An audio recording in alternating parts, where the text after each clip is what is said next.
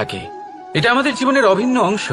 কিন্তু অনেক সময় এমন হয় যে আমরা তাকেই নিজের প্রকৃত বন্ধু বলে মনে করি যিনি আমাদের একটা বহুমূল্য উপহার দেন, ঠিক কিনা? এবার আপনার জীবনে সেই বহুমূল্য উপহার কোনটা, ওই অমূল্য মিত্র আসলে কে, সেই সিদ্ধান্ত হলো আপনার।